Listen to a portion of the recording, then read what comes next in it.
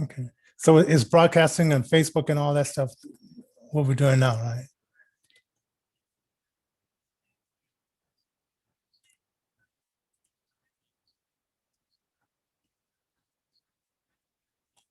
Yeah.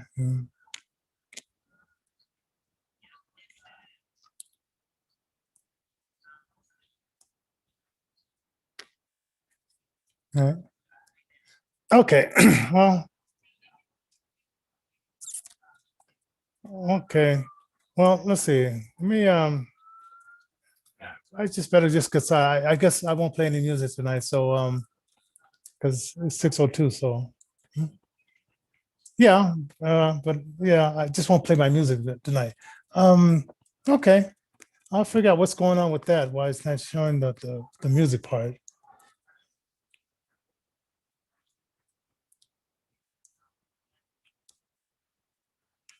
Right. Mm-hmm. Hmm. Yeah. Hmm. Or it's just, I mean, or the camera, right?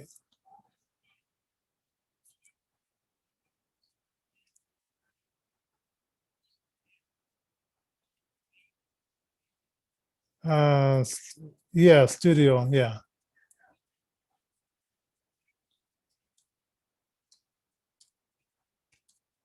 Okay. Yeah.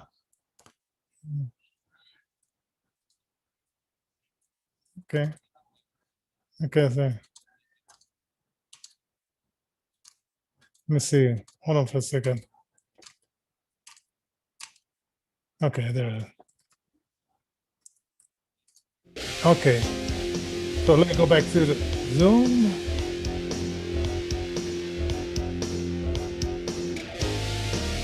Okay. Yeah.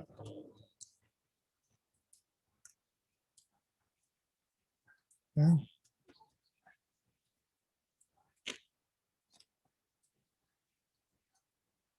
Okay.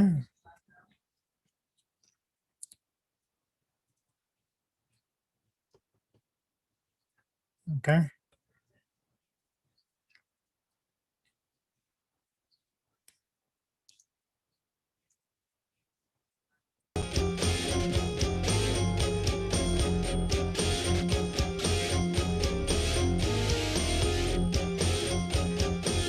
Okay. Okay. So let me see. Is anybody in the Zoom waiting room yet?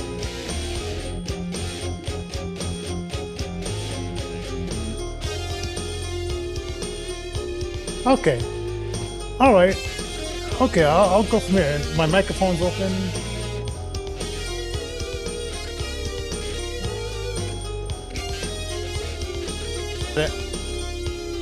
Okay. All right. Thank you very much. All right.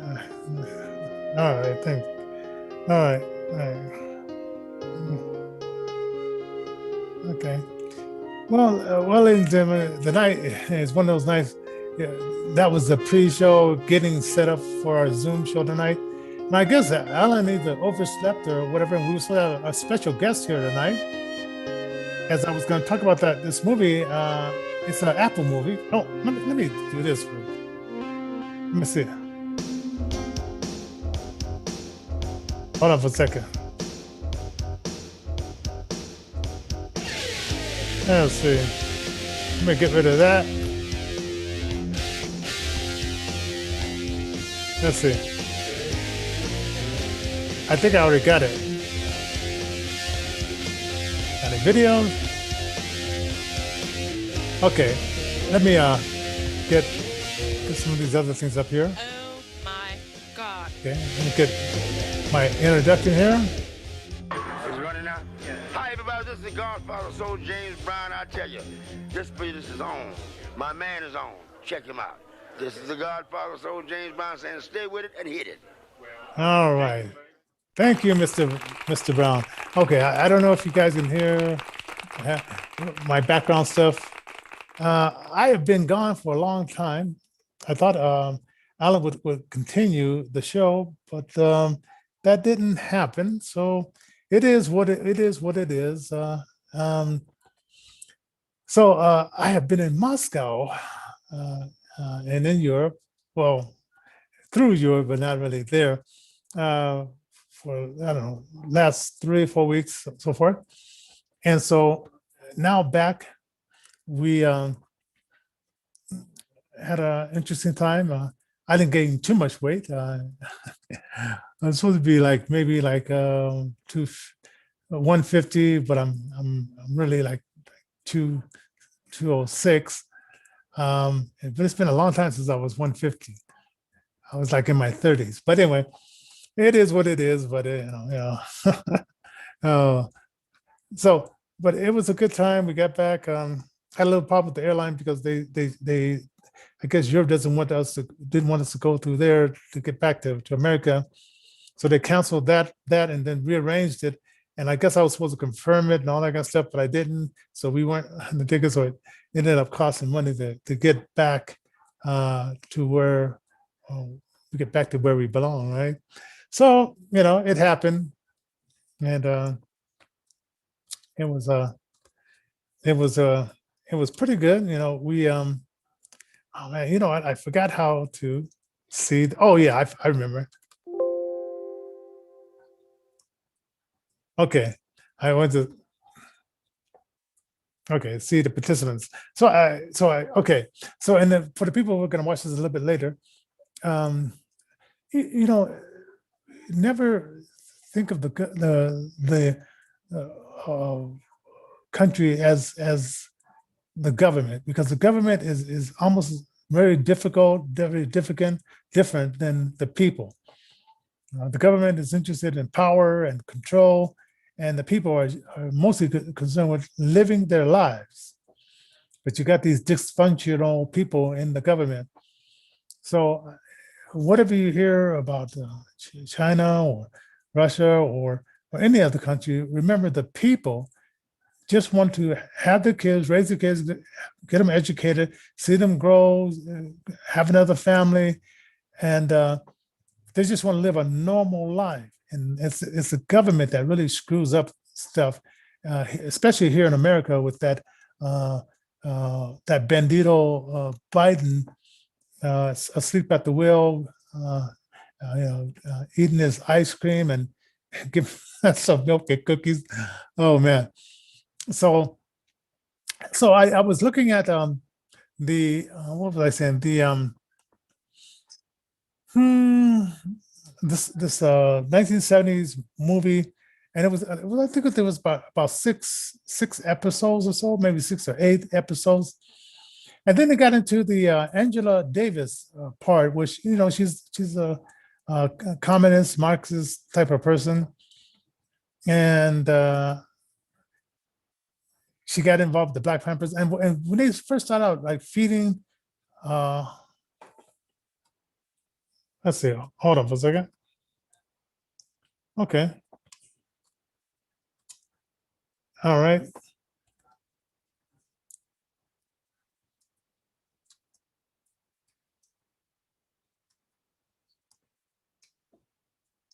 Well, so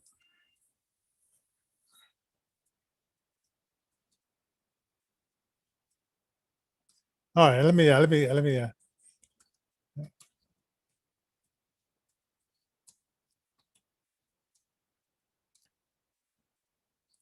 Okay. So I was watching this. We're watching. I'm sorry. I'm going. Okay. So I was reading about the Angela Davis and the Black Panthers. As far as what I was reading, and some of it, I was, back in the day, I was a little kid at the time, and I know my brother was a part of the Black Panthers and so forth. And so the original idea was get health care, get feed the kids in the morning so when they go to school, and then educate, and then teach the kids discipline and how to defend themselves, and just give them get the sense of like pride and purpose. And then somehow it got twisted when J. Edgar Hoover decided that he was the head of the FBI, and he had a lot of issues. He liked to record, like listening to the recordings of people in private situations. And hey, DJ, how you doing? So what's going on? Hey, so tell me, DJ, what part of the country are you coming from? I'm from North Carolina. North Carolina. All right. So you're familiar with the Black Panthers, right? Yeah. Yeah. So I was just telling, like, when they first started, it was we heard the setup, and then because of J. Edgar Hoover, which he had a lot of weird issues, he decided to make this enemy number one. He had nothing better to do than find groups of people who he thought were the enemy of whatever, I don't know, not even America, just enemies in general. And since he had the police force and the FBI on his side to harass these groups, right? And so as I was looking at this series, I don't know if you had a chance to see this series they have on Apple called Music of 1970s. I've been watching it, and so they came to a part with Angela Davis, which she was one of the factions of the Black Panthers, and ended up being a college professor, and I guess they tried to accuse her of I guess killing this judge, because the person that wanted his brother to get out of jail, he kidnapped the judge, and they ended up like in a shootout, and I guess he ended up killing the judge. And so which I think is a Trump charge. How can you say that you shot and killed somebody if it was your gun and you was nowhere near? So I'm just thinking like that 18 months that she spent in jail was ridiculous, because she wasn't there. Her gun was there, but she wasn't there. And I was happy. I don't know if you read or watched any YouTube videos about Angela Davis. Yeah, I heard of. Yeah. So for her to and even like I know people in Russia, they had kids. I mean, like in Russia, France, writing letters saying, free Angela Davis, because it was just silliness, locking her up or accusing her of something that her gun was involved. And people, they carry guns to protect themselves, but it was her gun involved, but it wasn't her specifically. And it wasn't like she said, hey, go out and kidnap this judge and kill him. Circumstances happened that the judge got killed and whatever. And the judge probably shouldn't have put the guy's brother in jail anyway, but it's at that time it was like he was trying to do some desperate moves because he knew his brother was innocent, and for the judge to put him in jail, his brother in jail that long, and he just didn't feel that it was right, and didn't have the resources, as a lot of people who are poor, we don't have the resources to put forth the money to get the lawyers to do it through the red tape way. So I mean, so I see it from like different points of view, as far as like, I like what the Panthers started out to do, but then when Edgar Hoover started harassing them, and then I don't know if it was a series called, have you ever seen this movie called The Black Messiah? About, yeah, like Fred Hammond. Yeah. Now here was a brother. I mean, he was bringing all these for the Hispanics, the white groups, the black gangs, and he was bringing them together. And now he was a force to be dealt with. And in the movie, The Black Messiah, Hoover, J. Edgar Hoover, a very sick man, said, okay, if he goes to prison, he'll write some books, he'll become famous, but he wanted to cut off that. And Fred Hammond was a very intelligent man, and who knows what he could have done. And then the informant, the guy who, I guess every organization may have like a Judas Iscariot. Jesus had his Judas. Fred Hammond had this one guy who's Judas, who was the FBI had something on him, and so they and I'm telling you, watch the movie. I'm just telling the audience who might have not watched the movie, and I suggested you go watch this movie, The Black Messiah, for the people that will watch this like later on. So I guess he would just seem like a triple threat that he would not only go to jail for this time, get out of jail. And then it would become bigger than life. And this Hoover guy just couldn't stand the fact that this person could organize this many people when the plan is to divide and separate. Pretty much what they're doing now. And it's almost like as well, I mean, I've been around for a while. You're probably a young guy here. It seems like each generation, they use the same thing to divide, separate, divide, conquer, separate. And I guess it's up to us and the people that are watching to teach our kids that the government doesn't love you. I don't care if they, give you money, doesn't mean that they love you, that they give you food stamps or whatever, doesn't mean the government loves you. There's an alternative measure that the government has when they give you something. Okay, you're giving us free food. What do you want in return? And the government always says, I'll let you know later, right? And usually that is, they want you to stay in a certain position and they want you to help them to be in power, right? And once you figure out what the game is and you stop playing the game, then they move on to another group that they can suppress and then use that group. Right? And this is what I've seen in my years of living is like how they, find an issue, put that issue in you, and then divide you. So you're fighting this group, but you don't realize that the real enemy is that government, and that is playing this game with all of us, and sometimes it's a very lethal game because sometimes some of us get killed in the process of this governmental game.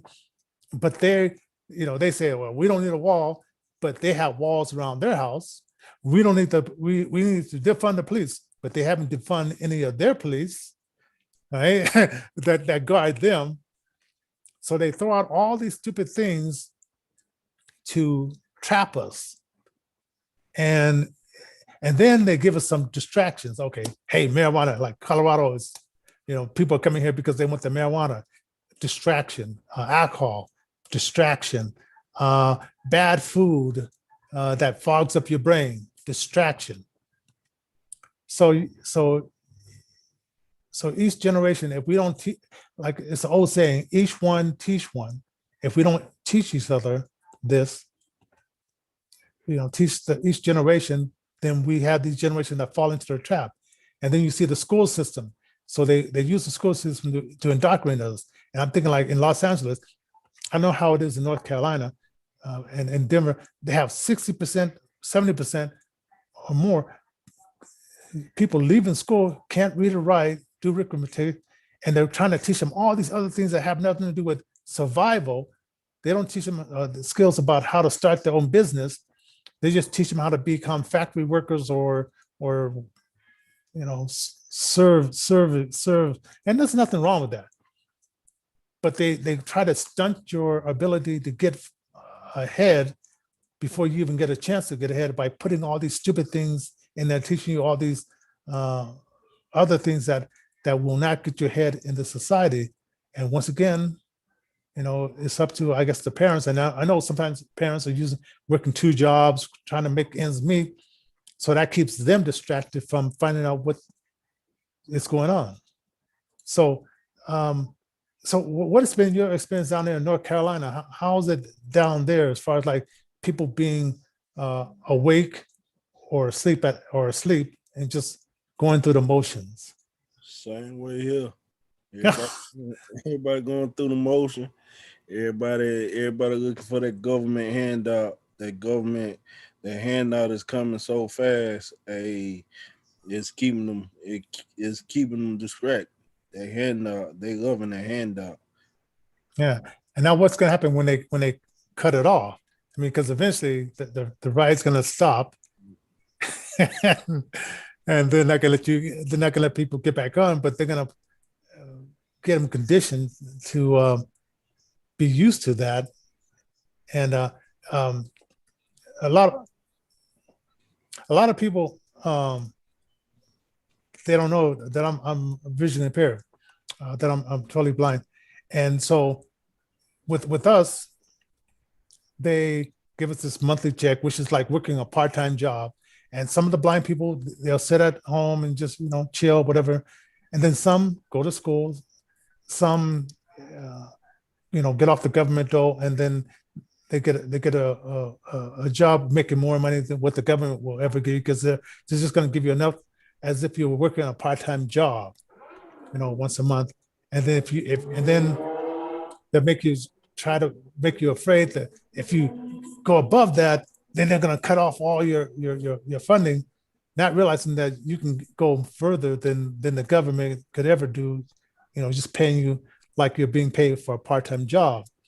And I see a lot of my blind brothers and sisters who are trapped in that. About 70% of us are unemployed, living, with this government dole. And like I said, there's some jobs that, okay, you can't see, you can't do, but there's a lot of jobs that we can do, but all of them are not as accessible now. I mean, we got these talking computers and stuff like that, and I read Braille, and only 10% of us read Braille. And could you imagine if only 10% of minorities or whatever were able to read and write? I mean, that would be like catastrophic. But yet, I know in the blind community that happens. So I see like you're now that the clubs are starting to open up. How did you sustain yourself? Getting the music out there that you produce or put out there. These platforms, we had to use the internet. We had to use Facebook. We had to use Instagram, TikTok. Had to do Zoom meetings. We still was moving around on YouTube, and we could. Some of the states that was open, we was still moving around. So, and then did you do because they were saying outdoor events, Yeah, like that, because I had a few bands that they would do it on the sidewalk in front of the club. So that was the club. They said, people, and they just opened up the parking lot, and some people would set up chairs and whatever. Yeah, parking lot concerts. We had a whole lot of them. Oh yeah, parking lot concerts. We ain't pray with them. Now, so is because I think I've been through North Carolina, but is it the kind of place where it's not like crazy weather, like snow and rain and stuff? Well, rain, of course. Yeah, but is it mix? It's a mix of everything. All right. Okay. Yeah. Because I was thinking about that. If you're in a place that doesn't have good weather, it'd be, as a performer, is a little bit more difficult. Yeah. So you do you produce any artists or do you just like mix the sound or? Yeah, I just promote artists. I got my own internet radio station and magazine, so I promote artists. I do produce a little bit, but mainly I promote artists. Oh yeah. So you get you have like a roster of maybe like 6 or 7 or more people that you work with? Yeah, I got a list of people I work with. It's a list of people. All right. So what do you find? Okay, so you're probably like in charge of like teaching the they know the show, but you're probably like in charge of like keeping the business part down too, right? Yeah, Yeah. Well, yeah, because like I said, everybody has a part. I mean, some people are good with the putting on the show, and then they need someone in the background, making sure that the papers are right and doing the business part. hmm So how did you get started? Like, yes. So pretty much, I've been in music for over 20 years. I hmm. just, I just one of my partners turned me on to the radio, and from there, it just took off. That's very good. So, so, um, so what are some of the things that happen along the way that, like in radio that you thought was unusual about just learning the process? I mean, did you work for like program directors they were just totally off the wall and crazy and stuff like that, and you have to work in that environment, or how did that No, work for you? nah, I ain't had to work because it's internet radio, so it was all on me. So Oh, okay. the Yeah. most the biggest thing I ran into was networking. So when I'm networking, I have went into some crazy people when I'm networking. Yeah. Oh, Yeah, yeah. for the most part, I don't ran into good people that's helping me out and help push what I got going as I network and move on. What tell what this is like what radio station is yours? Underground talk radio, Underground. Is it talk underground, talk? yeah, underground talk radio. Oh, okay. That sounds pretty cool. Yeah. We actually got our own website, undergroundtalkradio.com. Oh, okay. Yeah, I definitely want to get that out there. So and then so do you do your show like once a week and you have different topics and so forth? Yeah, every Sunday night, I pretty much have an artist on. I pretty Mhm. much have artists on, artist interviews like every week. So Hmm. don't be music, it be music and artists. Hmm. Yeah, and like on our show, Innervision FM, this Wednesday and Friday, we're gonna have some artists from Divine America. So we're gonna be interviewing those guys. Um, I guess Wednesday and Thursday. So yeah, usually I have a co-host, but who knows? He might have overslept or something. So that's just the way it goes.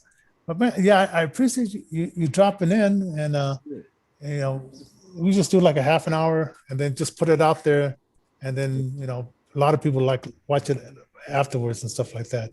But once again, tell people how they can tune into your show. What time on Sundays? Sundays from 10 it's from 10 p.m. to 12 a.m. It's Okay. on undergroundtalkradio.com. That's the easiest way to find it, or you can follow me at Cat Daddy Marshall or at Underground Talk Radio on all social media. All right. Well, man, I appreciate you dropping in. Like I said, people be watching. A lot of people start they watch the after show for whatever reason, Hey, so they'll be catching this later on. for sure. So, I all appreciate it. right. All right, for Innervision FM, we'll see you guys the next time around tomorrow and Wednesday and Thursday. So God bless everybody.